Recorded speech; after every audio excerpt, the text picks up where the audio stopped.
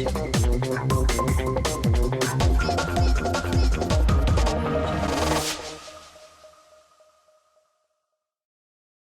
Futebol Clube do Porto de Sérgio Conceição deslocou-se ontem à Alemanha para defrontar o Leipzig a contar para a Liga dos Campeões. O Futebol Clube do Porto perdeu ontem à noite por 3-2 pela margem mínima, mas foi a segunda derrota da equipa do Porto para esta Liga dos Campeões. Perdeu em casa com o Besiktas e agora perde frente à equipa alemã. Resta a vitória frente ao Mónaco e o Futebol Clube do Porto acaba com esta jornada 3 jogos com 3 pontos. Sérgio Conceição colocou o seguinte 11 com algumas surpresas, a começar pela baliza do Futebol Clube do Porto. José Sá foi o guarda-redes chamado para esta noite da Liga dos Campeões. Lado direito, Layun, lado esquerdo, Alex Telles, dupla de centrais com Felipe e Marcano. Depois Danilo jogou praticamente ao lado de Sérgio Oliveira. Na direita tivemos Marega, na esquerda Brahimi e na frente de ataque Aboubakar. Aqui já altero um pouco a minha opinião em relação a jogos passados que o Futebol Clube do Porto usou a estrutura 4-3-3. Vi em grande parte do jogo do Futebol Clube do Porto Sérgio Oliveira a atuar lado a lado com Danilo e depois à frente Herrera ocupava aquele setor de ligação com Aboubakar. Vou já mostrar através de imagens o posicionamento do Futebol Clube do Porto e também algumas rotinas que Sérgio Conceição trouxe para a Alemanha frente a esta equipa do Leipzig. Começando sempre com uma primeira fase de construção por parte do Futebol Clube do Porto, uma imagem muito distanciada através da televisão, dá para perceber muito bem como é que o Porto se organizava na sua primeira fase de construção. Danilo descia no terreno através do seu corredor central e formava aquela linha de 3 que vocês já estão habituados a ver nas primeiras fases de construção deste Futebol Clube do Porto. Felipe mais à direita, Marcano mais à esquerda e Danilo depois recuava para dar início à primeira fase. Reparem que Sérgio Oliveira iria invadir as entrelinhas da equipa alemã e Herrera lado a lado com Sérgio Oliveira à espera e a dar uma linha de passe para dar início à segunda fase. Laterais aqui estão projetados a meio do meio-campo do Futebol Clube do Porto e era esta a dinâmica que o Porto começava por dar à sua primeira fase de construção para depois partir para a sua organização ofensiva. O Porto com aquela linha de 3, quando a bola chegava a um dos corredores, Danilo subia e qual era a gestão nos corredores laterais do Futebol Clube do Porto? Vou dar o exemplo do lado direito, que certamente é exatamente igual ao exemplo do lado direito. Na esquerda, Brahimi muitas vezes invadia terrenos mais interiores. Para quê? Para soltar o corredor a Alex Telles. Alex Telles é um jogador que vai muito bem para a frente de ataque do Futebol Clube do Porto, explora muito bem este corredor mais à esquerda, através da sua velocidade, da sua profundidade e da verticalidade que Sérgio Conceição gosta que os seus laterais usem. Brahimi mais central, para quê? Para que Alex Telles explore o corredor.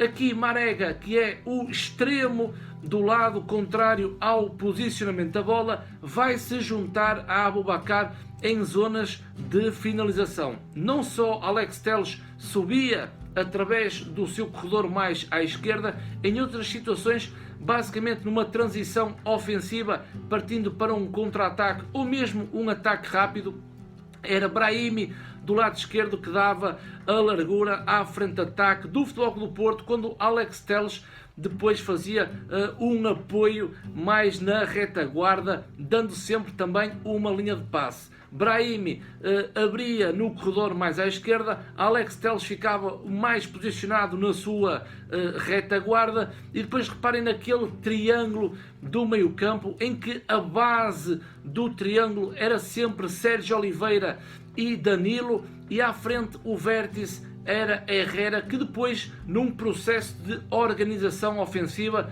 colava-se um pouco à linha de Aboubakar. Portanto, os corredores laterais eram este comportamento, ou subia Alex Telles, ou era Brahimi que dava a largura e Alex Telles ficava mais recuado. No lado direito era exatamente igual. Marega sempre aberto, que tem características diferentes de Brahimi. Poucas vezes Marega procurava o movimento interior para depois Layún soltar-se através do seu corredor. Enquanto Brahimi procurava movimentos mais interiores, Marega procurava a profundidade e a verticalidade. Mas os comportamentos estão lá porque também existia indicações de Sérgio Conceição para que Marega procurasse um pouco o corredor central para depois libertar Layún. No meio campo, e falando ali no corredor central, aquilo que eu vi, e é somente a minha opinião, era basicamente Sérgio Oliveira na linha de Danilo, mesmo no processo de segunda fase, partindo para uma terceira fase em termos de finalização. Sérgio Oliveira muito ao lado de Danilo, mais uma vez sublinho que a base do triângulo era Danilo e Sérgio Oliveira, e depois era Herrera o construtor de jogo da equipa do Foco do Porto. Reparem no exemplo que eu falei há pouco, Marega está na diagonal para dentro, para depois Layún ter a liberdade no seu corredor mais à direita. O extremo do lado contrário à bola, vejam onde é que está Brahimi, está numa situação mais no corredor central. Para quê? Para o Futebol do Porto, quando chegasse à área de finalização ou à zona de finalização, pudesse ter mais jogadores para tentar fazer o golo. Depois, o Futebol do Porto com um Aboubakar muito esforçado, um Aboubakar em grande maioria do jogo, num plano, não digo sozinho, mas muitas vezes Herrera demorava a chegar ao apoio a Aboubakar, e era mesmo Herrera que fazia a ruptura nos movimentos mais ofensivos do Futebol Clube do Porto. Reparem aqui que o Porto tem bola, a função de Herrera era não só procurar as entrelinhas, como podem ver, a linha do meio campo entre Keita, que vocês estão ali a ver, Keita é excelente jogador, e a linha defensiva do Leipzig. Vejam onde é que está Herrera, e Herrera está a fazer neste momento um movimento de ruptura entre Aboubakar e mais à direita Marega. Num processo em que Sérgio Oliveira e Danilo mais uma vez estão juntos, Brahimi está num processo também mais atrasado no que diz respeito à linha mais ofensiva do Futebol Clube do Porto, mas aqui era destacar Herrera, que era o jogador que fazia a ruptura nas movimentações deste Futebol Clube do Porto. Um 4-3-3 de Sérgio Conceição, muito bem rotinado, dois jogadores no meio campo à frente, Herrera era um Futebol Clube do Porto corpulento no corredor central, e depois a apostar na velocidade de Marega mais à direita e naquela imprevisibilidade de Brahimi no lado esquerdo, com um grande finalizador que é Aboubakar. O Porto com bola foi um Porto muito pragmático, mas na minha opinião deveria ter arriscado mais, principalmente na primeira parte.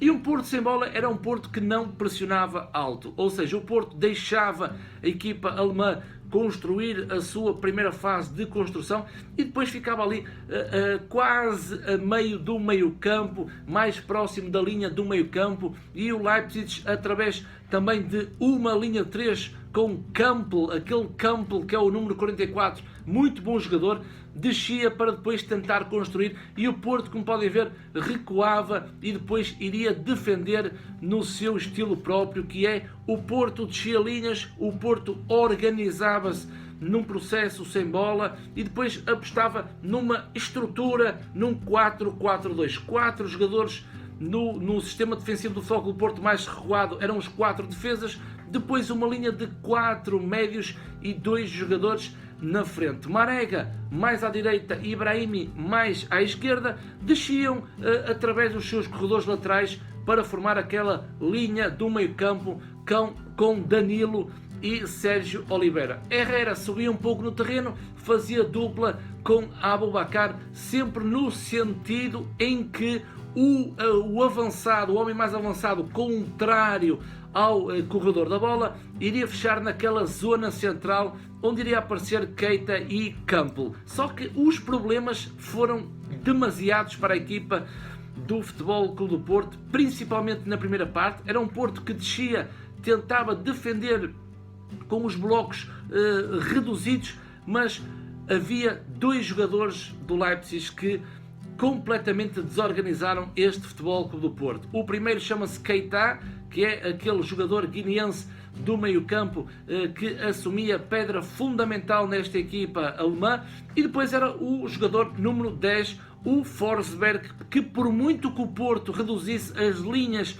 entre os blocos, Forsberg era um jogador com uma técnica individual muito acima da média e conseguia sempre procurar espaço entre linhas do Futebol Clube do Porto. Nesta imagem, reparem como é que o Leipzig se apresenta numa sua segunda fase, partindo para uma terceira fase, para a fase da finalização. Reparem que Keita e o jogador Campbell, que são os dois pivôs defensivos, estão num sistema mais recuado, mas depois há grande mobilidade por parte dos alemães. Agostin também está ali num processo entre linhas. Há dois jogadores do Leipzig entre linhas, entre a linha defensiva do Futebol Clube do Porto e a linha do meio-campo, com Forsberg a cair nos corredores laterais. Esta foi, sem dúvida, a grande dificuldade do Futebol Clube do Porto na primeira parte, em que o Leipzig conseguia encontrar espaços sempre entre linhas nos blocos do Futebol Clube do Porto. Depois, o Leipzig, esta equipa alemã, senti também por jogar em casa, não perdia há 9 jogos. Eu acho que a última derrota desta equipa alemã foi na época passada, e a derrota foi com o Bayern Munique por 5-4, ou seja, é uma equipa que em casa é extremamente forte. E depois reparem no processo ofensivo desta equipa alemã. Nesta imagem, mais uma vez, os espaços entre linhas que o Porto dava nas costas de Danilo e à frente da linha defensiva do Futebol Clube do Porto, e isto é uma imagem da primeira fase de construção da equipa alemã,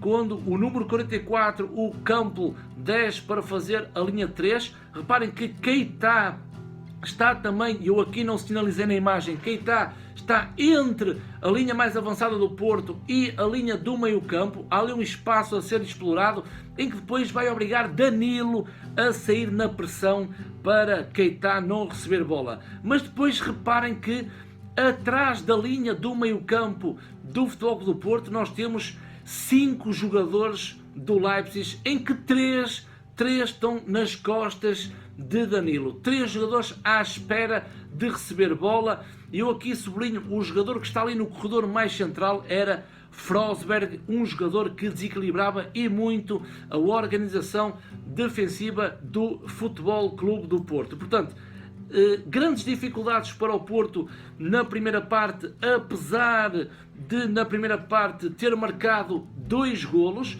mas foram 2 golos em que o Porto vai à baliza alemã, é feliz na finalização e através do segundo golo também de bola parada é feliz na finalização, mas o Leipzig, depois do primeiro golo, depois dos 7 minutos, conseguiu controlar a partida, e um Porto com grandes dificuldades em segurar o meio-campo da equipa alemã. Aos 7 minutos tivemos logo o golo da equipa alemã por Orban, o central. Aqui o José Sá faz uma defesa, mas não consegue agarrar a bola, e depois, através de um ressalto de segundas bolas, o central do Leipzig faz o primeiro golo para a equipa alemã. 10 minutos depois, o Porto, não estando a ter um futebol constante, vai marcar o golo do empate. É uma garrafa de oxigênio em termos de resultados para o Porto. Aboubakar, num gesto técnico perfeito, ele estava praticamente de costas para a baliza e vai rodar para um remate para o Futebol Clube do Porto, marcando o primeiro golo. Isto é um lançamento de linha lateral, ou seja, há um cabeceamento primeiro de Marcano, depois de Felipe, a bola vai sobrar para Aboubakar, fazendo o golo do empate. 20 minutos depois, há novamente o golo da equipa alemã através de Forsberg, um bom jogador que encheu umas medidas. Entre linhas também do Leipzig, o jogador está em entre linhas para criar o desequilíbrio da equipa, da organização defensiva do Futebol Clube do Porto. Muito inteligente este Forsberg, que consegue isolar-se perante o José Sá e faz o segundo golo. Depois, 2 minutos O Leipzig estava em cima da partida, consegue através de Agustin, jogador que era do Paris Saint-Germain, fazer aos 39 minutos o terceiro golo para a equipa alemã. O Porto, antes do intervalo, ainda conseguiu reduzir a margem do marcador. Muito importante este segundo golo de Marcano, que é um pontapé de canto por Alex Telles, e depois vai haver um cabeceamento de Herrera ao segundo poste, e Marcano, muito oportuno, faz o segundo golo do Futebol Clube do Porto. Uma segunda parte já diferente, Sérgio Conceição manda subir a sua equipa, principalmente Sérgio Conceição para Sérgio Oliveira, para pressionar um pouco mais à frente e deixar de vago aquela dupla com Danilo, e aos 57 minutos há aqui a grande diferença quando Sérgio Conceição tira Sérgio Oliveira e vai colocar Oliver Torres. Aqui o vértice muda, ou seja, o vértice do triângulo fica Danilo mais atrás e à frente Sérgio Oliveira e Herrera. O Porto melhora, também faz com que o Leipzig desacelere o seu jogo durante a segunda parte. As substituições foram acontecendo. Aos 75 minutos sai Brahimi e entra Corona, refrescar mais aquele corredor lateral, e depois aos 80 minutos Sérgio Conceição arrisca tudo. Teve bem o treinador, na minha opinião, arrisca para um 4-4-2, meio campo mais curto, apenas Danilo e Oliver, dois jogadores do meio campo em que já não conseguiam segurar também as transições do Leipzig, mas eram 10 minutos que Sérgio Conceição deveria arriscar e arriscou muito bem. Hernani entra para o lugar de Herrera, Hernani vai para a direita, Corona fica na esquerda e na frente declaradamente Marega e Aboubakar, para tentar que o Porto chegasse ao empate nesta partida, que seria um resultado muito positivo. Portanto, o Porto, 3 jogos, 3 pontos, 2 derrotas e 1 vitória, segue em frente ainda nesta competição à luta por um lugar de acesso à próxima fase. E aqui fica mais uma análise a uma equipa portuguesa da Liga dos Campeões, especialmente para o Futebol Clube do Porto. Espero que vocês tenham gostado desta minha análise ao Porto, e é aquele apoio que vocês têm que dar ao canal do Joga Simples, que é com o like, para poder também alegrar aqui o trabalho do Joga Simples. Despeço-me com um muito obrigado por terem assistido a mais um vídeo aqui no canal Joga Simples.